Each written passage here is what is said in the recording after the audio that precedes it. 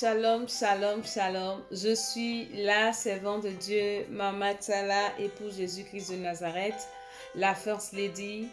Je viens là aujourd'hui vous annoncer un programme très important pour votre destinée. Un programme qui va déclencher l'accomplissement de votre destinée. Un programme qui va vous introduire, vous propulser dans votre destinée. Il s'agit de quoi? Il s'agit de cette méga retraite spirituelle que nous préparons du 16 au 18 du mois prochain. Et nous avons commencé à la préparer à partir du 8 de ce mois dans un programme de prière intense qui va durer 40 jours. C'est-à-dire, nous finissons le 40 jours le 18. Et le Seigneur nous a appris à préparer toutes choses parce que la Bible dit, recommande tes projets, recommande tes œuvres à l'Éternel et tes projets réussiront. Donc nous avons ce projet de délivrance et nous sommes en train de le recommander entre les mains de l'Éternel. C'est pour ça que nous t'invitons, c'est pour ça que nous prions que tu sois des nôtres. C'est pour ça que je fais cette vidéo. Depuis qu'on a commencé, le Seigneur est en train de faire des choses extraordinaires. Le Seigneur est en train de se manifester. Le Seigneur est en train de délivrer. Le Seigneur est en train de bénir. Le Seigneur est en train de révéler. Le Seigneur est en train d'ouvrir les portes. Le Seigneur est en train de rebâtir les vies, de rebâtir les émotions, de rebâtir les sentiments, de rebâtir la vie financière. C'est terrible. Le Seigneur est en train de délivrer. Donc, beaucoup nous diront qu'on parle beaucoup de la sorcellerie, mais vous voulez qu'on parle de quoi finalement? Si la sorcellerie n'existait pas, on allait être en paix. On n'allait pas se plaindre. Quelqu'un qui est victime de la sorcellerie ou bien sous l'emprise de la sorcellerie ne peut pas aller au ciel, mon frère. Tu ne peux pas aller. Quand Jésus est venu sur la terre, c'était pour détruire les œuvres des ténèbres du diable. Et je veux parler à quelqu'un qui est au comble du désespoir. Jésus peut changer ton histoire. Jésus peut changer ton histoire pendant ce programme de prière. Jésus peut essuyer, il va essuyer les larmes de tes yeux. Je vais vous faire écouter un témoignage d'une femme dont le Seigneur a essuyé les larmes de ses yeux. C'est superbe, c'est extraordinaire, c'est surnaturel. Jésus est l'objet de ton salut, c'est de lui que nous parlons. Et pendant notre retraite spirituelle, notre seul manuel c'est la Bible. On n'utilise que la Bible. Nos sujets de prière, on les prend dedans, on médite la parole de Dieu et on prend vraiment le temps pour le Seigneur. C'est important, ça nous permet de préparer notre éternité, de préparer notre salut parce que bientôt la trompette va sonner. Je viens annoncer à quelqu'un que Jésus est à la porte. Il y a une de mes filles qui m'a envoyé un message me disant qu'on est déjà en train d'introduire la puce dans les mains des gens. Ici, en Europe, la sécurité sociale, ceux qui veulent se soigner, doivent avoir des puces. Ce qui a commencé aux États-Unis. Je lui ai dit, mais pourquoi est-ce que vous vous alarmez? C'est normal, ce n'est que normal. C'est un signe qui doit nous montrer que nous sommes prêts à partir. On doit se préparer à dégager de cette terre. On doit se préparer à dégager de cette terre. Est-ce que vous comprenez? Nous devons nous préparer à partir parce que Jésus est à la porte. Il vient nous chercher bientôt. Donc nous faisons cette retraite spirituelle pour préparer nos esprits.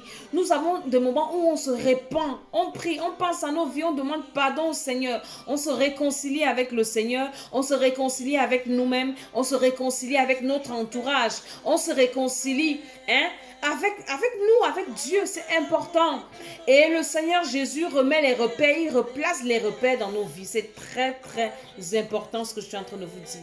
Vous savez, je vais vous donner les signes qui prouvent que quelqu'un est sous l'emprise d'un envoûtement. Parce qu'il y a des personnes qui vont écouter ce que je dis. Ils vont dire oui, c'est le blabla, c'est le même blabla. Vraiment, nous sommes au 21e siècle. Ne nous parlez plus de ça. Vous voulez qu'on vous parle de quoi? Pendant que ceux qui vous disent qu'on ne vous parle plus de Dieu, et ils font d'autres choses pour vous assujettir, pour vous détruire. Tu es dans le désespoir, viens prier avec nous. Le sujet de téléphone, c'est le 0037 007 60 09 48 18. WhatsApp, écris. Inscris-toi. On va commencer à prier. C'est important que tu pries. C'est très important que tu pries. Maintenant, je vais te donner quelques signes qui prouvent que tu es sous un envoûtement. J'ai fait une première vidéo et puis j'ai énuméré certains. C'était le premier jour. Aujourd'hui, nous sommes le 11e jour de notre prière de destruction des œuvres de la sorcellerie dans nos vies. Une personne qui est sous un envoûtement ou bien qui est victime de la sorcellerie, c'est une personne qui a des angoisses régulières. Il y a des moments comme ça, tu te lèves le matin, tu ne sais pas pourquoi. Tu es triste dans ton esprit. Tu sens comment ta vie est noire. C'est dans ton esprit que ça se joue, dans ta tête. Tout t'énerve. Et il n'y a rien qui s'est passé. Mais tout d'un coup, tu n'as plus envie de vivre. Les gens comme ça se demandent, ouais, vraiment, moi, je suis venue accompagner les autres. J'ai envie de me suicider. Ça ne sert même à rien. Ce que je fais là, ça sert à quoi? Tu es sous un envoûtement. Pourquoi sans transition, tu deviens triste? Tu n'as pas reçu une mauvaise nouvelle. Un malheur tu n'as pas été victime d'un malheur. Tu n'es pas sujet à un malheur. Mais subitement, tu sens plus l'envie de vivre. Tu te sens mal à l'aise. Ça ne va plus. Tout t'énerve. La vie t'énerve. Les gens avec qui tu vis t'énervent. Toi-même, tu t'énerves. Mon ami, viens, inscris-toi à ce programme si viens prier avec nous. Parce qu'après, tu vas te suicider. Hein. Après, une voix va te dire, suicide-toi. Une voix va te dire, va te brûler. Une voix va te dire, viens faire ci, viens faire ça. Il faut que tu viennes t'inscrire à ce programme. C'est très, très important. Les angoisses. Maintenant, après, c'est les cauchemars. Tu fais les cauchemars. Toi, tu n'as jamais fait un bon rêve que le rêve est bien. Mais dans ton rêve, justement, qu'on te poursuit, tu vois des animaux étranges, des animaux bizarres, des choses bizarres qui n'ont pas de sens. Non, viens. Viens, on va faire ce programme-ci. Viens, on va prier. Ou bien tu as des enfants qui font des cauchemars. L'enfant est comme ça. J'avais un enfant comme ça. L'enfant avait peut-être 3 mois. Quand mon enfant a commencé à pleurer, l'enfant se levait. Et imaginez-vous un enfant de 3 mois qui se lève. Il regarde en arrière comme si on le poursuivait courir. 3 mois.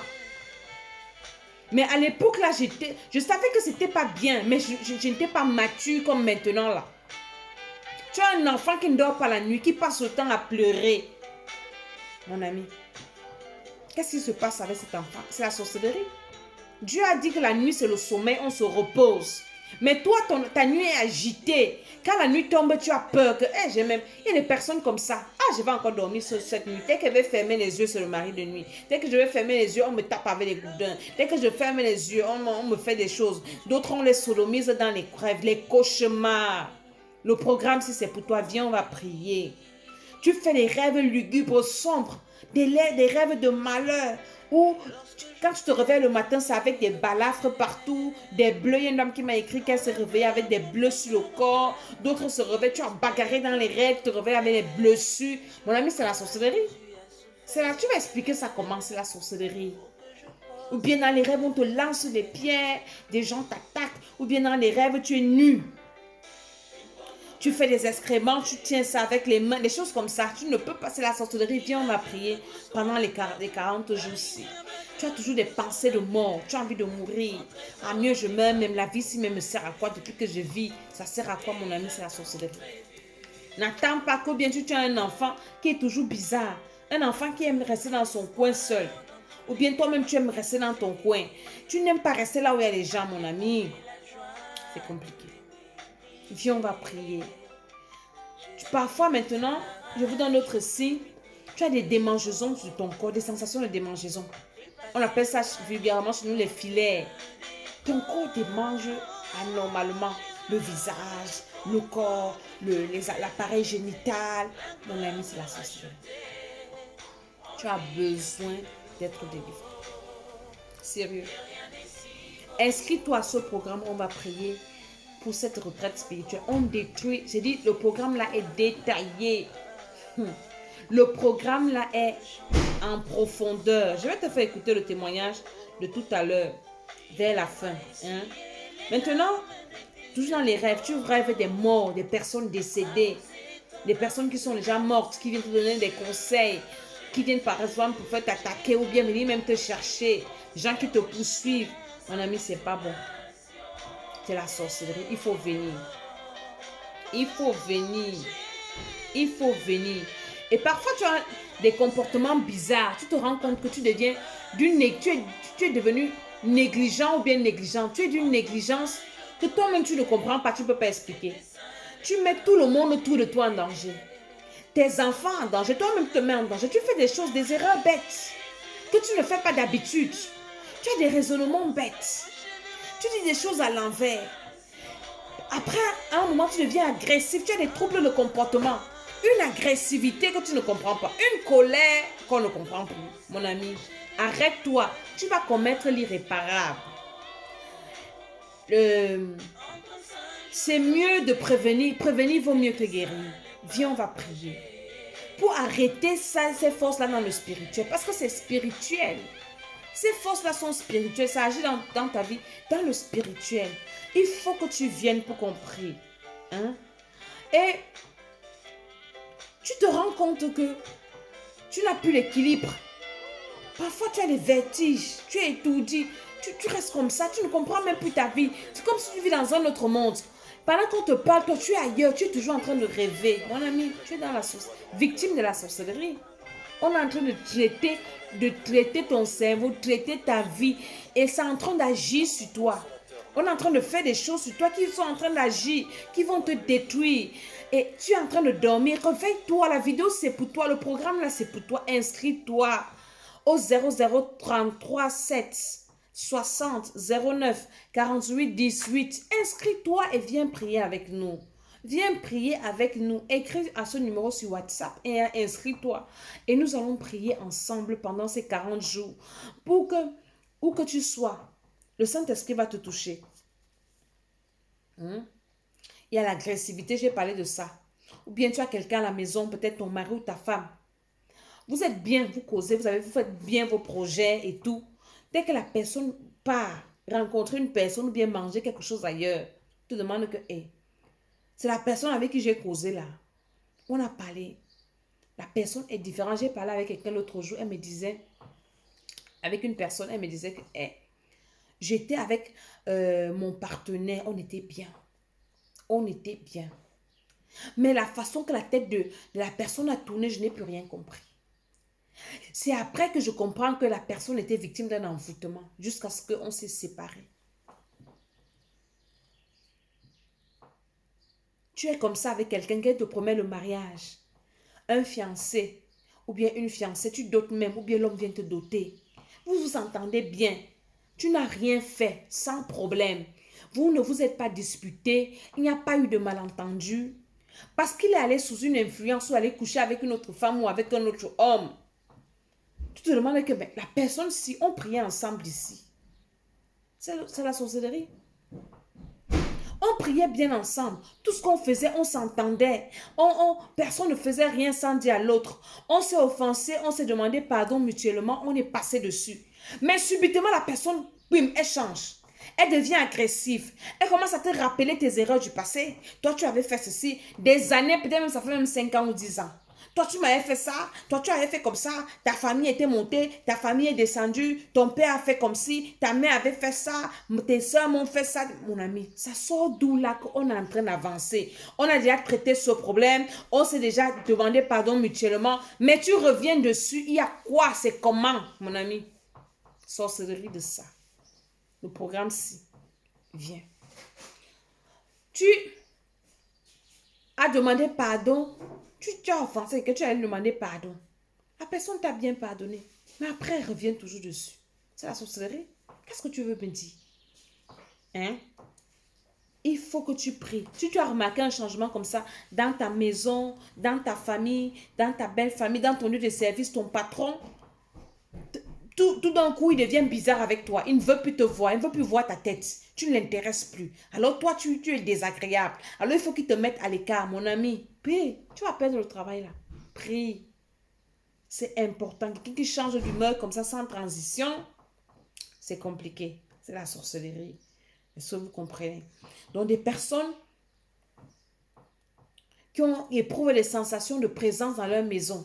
Tu es comme ça chez toi. J'ai reçu des témoignages, plein. Dernièrement encore. Tu es comme ça chez toi, tu entends la porte craquer. Bim! C'est personne. Ou bien quelqu'un cogne à ta porte, tu ouvres, tu vois personne. Ou bien tu sens comment ta porte s'ouvre. Ou bien tu vois un objet qui s'est déplacé. C'est pas le film que je te raconte. C'est des réalités, des choses que les gens vivent. C'est la sorcellerie. Ou bien tu perds des objets, tu ne sais pas comment tu perds. Tu es seul chez toi, mais tu perds des choses. J'ai posé mon téléphone ici qui a pris. Ou bien tu perds, tu as perdu un sous-vêtement, tu as perdu un habit, tu as perdu quoi, mon ami? Tu es sous une emprise de sorcellerie. Et la sorcellerie, c'est quoi? La sorcellerie, c'est des pratiques qui font appel aux démons pour nuire à quelqu'un. Quelqu'un fait appel aux démons, aux esprits méchants pour venir te nuire. C'est ça la sorcellerie. C'est de ça qu'il s'agit. Quelqu'un peut, juste parce que tu l'énerves, ou bien ton travail l'énerve, juste parce qu'elle est jalouse de toi, elle est méchante, ou bien vous discutez un homme ou bien une femme, ou bien, j'ai suivi un témoignage tout à l'heure. J'ai suivi un témoignage, une dame qui me disait que tellement elle s'entendait avec ses frères, parce que leurs parents les avaient éduqués comme ça. Et tout le monde qui venait chez eux était tellement surpris que pourquoi les enfants s'entendent beaucoup comme ça? Vous voyez le bien, les gens n'aiment pas le bien. Et elle dit un jour, une parenté est arrivée à la maison. Quand la parenté est partie de la maison, la guerre a commencé. Et la parenté a posé la question, pourquoi vous vous entendez beaucoup comme ça? L'erreur qu'ils avaient fait dans leur vie, le péché qu'ils ont commis, c'était qu'ils s'entendaient. Ils étaient unis. Voilà le péché pour qu'on les détruise. Jusqu'aujourd'hui, ça fait 10 ans. Ils ne s'entendent plus. Donc, il y a des personnes comme ça. Pour rien, il faut qu'elles te nuisent. Il faut qu'elles te détruisent. Alors, lève-toi. Viens prier. Tu n'as rien fait à quelqu'un, elle veut seulement te nuire. On voit avec ton mari, ça va. Avec ta femme, ça va. Pourquoi le couple, si vous riez? Pourquoi il aime sa femme comme ça? Pourquoi il traite bien sa femme comme ça? Elle a envoûté. Il a envoûté. C'est là où tout est parti. Quelqu'un va faire des pratiques juste que vous ne vous entendez pas pour vous détruire. Pour rien. Pour rien comme ça. Nous traitons ça, ce programme-ci. Donc, je vais vous donner là quelques signes. Quelques signes. Quelques signes. Quelques signes. Vous comprenez? Vous avez des peurs soudaines. Là, je vais vous faire écouter le témoignage que je vous ai dit tout à l'heure. Des peurs soudaines. Bizarrement, maintenant, tu as peur. Eh, Jésus-Christ. Attends, je vais te faire écouter le témoignage. Le témoignage que je te dis là tout à l'heure. Le Seigneur Jésus, il est trop bien. Une dame qui avait des pertes de sang abondantes. Pourquoi je ne trouve pas son truc? Des pertes de sang abondantes. Écoute-moi ce témoignage. Oui, bonjour, maman Dédé. Je tenais à faire un témoignage, mais bon, j'hésitais sincèrement parce que... Nous sommes le 11e jour. Je me suis dit, je vais attendre et voir comment les choses vont évoluer avant d'ouvrir ma bouche, de parler. En fait, il y a quelque chose qui s'est produit la nuit d'hier. Aujourd'hui, nous sommes jeudi, donc la nuit de mardi à mercredi. Donc, c'était après la prière plutôt de Jean 1. Donc, comme j'ai souvent des temps de prière à 4 heures, j'ai prié et je pense que j'ai commencé à faire les prières. Nous avons envoyé, il devait peut-être être à peu près peut-être 6 heures, 7 heures, je ne sais pas. Donc jusqu'à 8 heures pratiquement.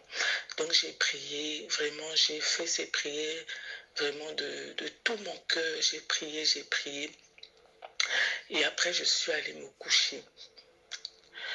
Bon, c'est vrai que je continue à saigner abondamment. Et ça, c'est depuis le mois de mars, maman. Donc, parfois, bon, ça pouvait arriver. J'ai peut-être des pauses de 3 jours. Je me dis, non, c'est bon, ça va s'arrêter, mais ça a continué. Et il y a quelque chose qui s'est produit. Je sens un changement dedans de moi. Il y a quelque chose qui s'est produit. Donc, je suis allée me coucher. Et là, pendant que je dors, je fais comme un rêve. C'était un rêve. Et là, j'ai l'impression que je vois un oiseau à plusieurs kilomètres de moi. Et c'est comme un avion. C'est comme si c'était un avion, ça explose. Un oiseau. Et dans mon cœur, je me dis, il est mort. Bon, c'est ça, je me dis dans mon cœur, j'ai dit, il est mort.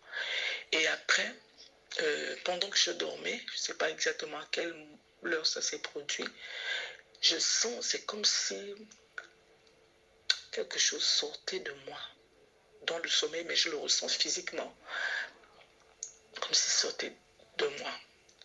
Et quand je me lève, automatiquement, le saignement, parce que je saignais beaucoup, c'était des grumeaux maintenant qui sortaient, des grumeaux de sang, ça sortait à tout moment. Et là, je me lève automatiquement, instantanément, j'arrête de saigner. Jésus de Nazareth. Donc depuis...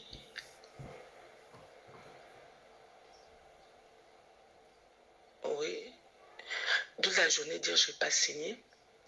Là encore, ça m'étonne, la nuit, je n'ai pas saigné. Je me lève, je n'ai pas saigné. Donc il y a quelque chose, j'ai l'impression qu'il y a quelque chose qui s'est produit. Je me suis dit, j'attends, je vais observer les choses. Parce que bon, je me suis dit, je vais observer. Et puis bon, quand je vais bien observer les choses, après, après... Alléluia. Seigneur l'a délivré. Perte de sang depuis le 3e mois. Nous sommes le 7e mois. Donc, elle saigne. 3e, 4e, 5e, 6e. Depuis 5 mois, elle saigne abondamment. Vous voyez que la Bible, ce n'est pas des fables. La femme qui avait la perte de sang, elle était à la précédente retraite. Le Seigneur m'avait montré qu'elle avait des cadenas dans le ventre. 3 cadenas. Et quand on avait fait la délivrance, c'était terrible. S'il n'y avait pas les hommes dans cette salle, peut-être, je ne sais pas. Et quand elle finit donc le problème s'accentue. Elle dit là que ce n'était plus le sang, c'était des grumeaux. Donc le Saint-Esprit était en train de faire son travail. Le Seigneur était en train de la libérer, mais elle ne comprenait pas. Elle m'avait écrit, elle m'a appelé, vraiment, maman Dédé, je suis dépassée, je continue à saigner, je ne dors pas la nuit. Je lui ai dit, continuons, le Seigneur va faire. Elle me dit, je viens à cette retraite, je dis, viens, le Seigneur va te fortifier, continue à prier, continue à prier. Elle dit, quand on a fini, parce qu'on avait médité Jean chapitre 1, quand on a fini la méditation, on a prié des sujets de prière terribles. Et cette nuit-là, j'ai prié pour tous ceux qui étaient à la retraite. Je priais pour ceux qui étaient inscrits. Je disais, Saint-Esprit, localise chaque personne dans sa maison. Envoie les anges dans les maisons. Libérez, libérez. J'ai cité son nom parce que je connaissais son problème. Je connaissais ses problèmes. Je connaissais pourquoi elle priait. Et le Seigneur a exaucé la même nuit. Le saignement a arrêté. Depuis 5 mois, elle saigne abondamment. Je ne sais pas depuis combien de mois tu souffres. Est-ce que c'est Dieu qui a dit que la femme doit saigner non-stop?